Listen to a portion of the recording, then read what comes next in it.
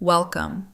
In this series of videos, we will explore the frequently asked spiritual questions found in Section 7 of our Spiritual Nutrition. These questions invite us to look beyond what we have been taught and reflect on what is rooted in human belief and what is aligned with divine truth. In Part 1, we will be exploring questions about God. Let's begin. Question 1. Does God really exist? Does He have a plan for me? How can I find out what it is? Yes, God really exists. Yes, God has a plan for you. Find out what it is by meditating in the new way. Any question directed toward our Creator will bring a response that is in accordance with the spiritual law of free will. Get centered and ask your question as simply as possible. Then listen for the answer.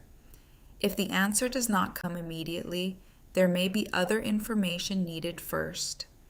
In that case, start to build a pattern of regular meditation with the universal intelligence, work through inner conflicts, and learn belief systems that are based in universal truth.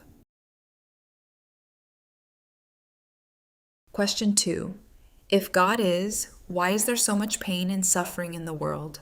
Why is there war? The gift of free will enables us to choose how to think, how to behave, and even what to believe. These spiritual choices determine our physical reality and, in fact, the condition of life on the planet.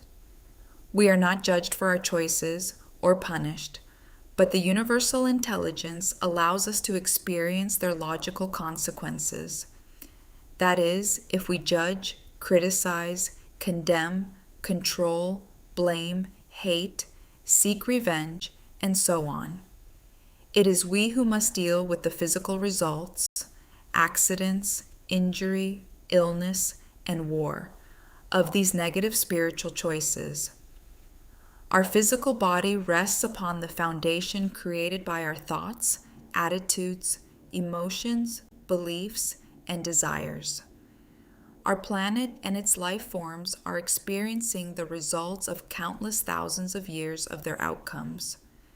The world is becoming a better place as we begin to grasp this idea, and as we do the work required to bring profound change into our lives.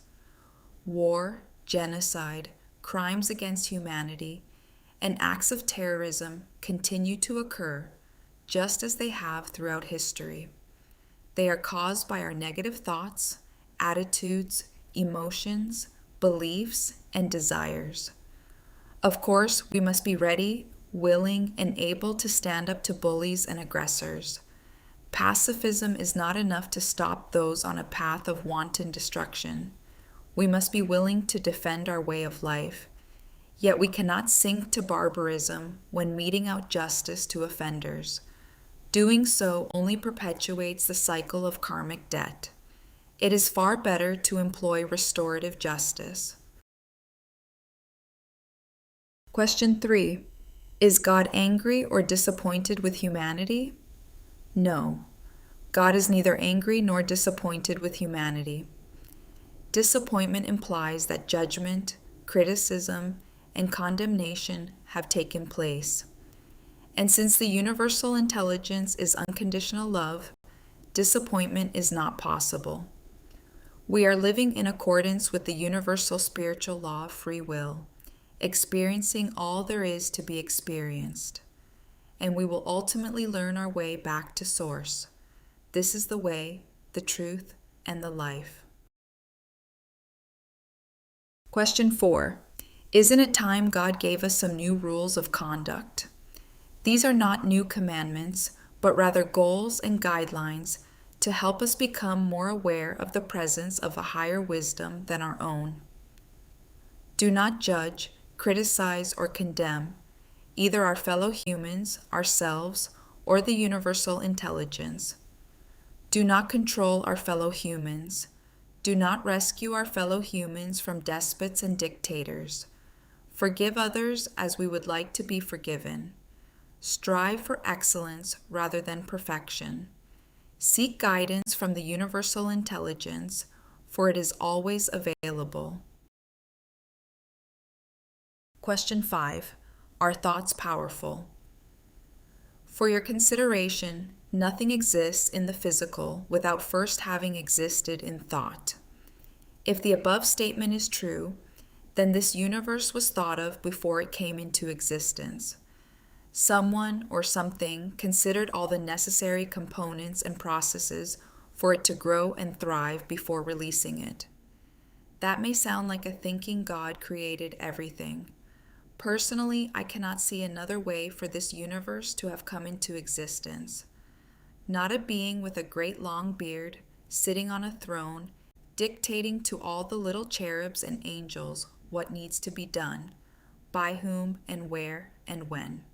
But a creator, the source, all-powerful, all-knowing, and most importantly, unconditionally loving, to the point that it endowed many of its creations with free will. On planet Earth, each life form and process is bounded by certain limitations, with those in human form having the fewest. Fewer thoughts. The more we reduce and refine our thoughts, the easier it becomes to communicate with our guide and with the source. As more and more of us do this work, we edge closer to the next step in human evolution, that of becoming ready, willing, and able to include input from the universe in all of our daily affairs. Free will allows us to choose to ignore this wisdom, and ignoring it has gotten us into considerable trouble. But what better way to learn?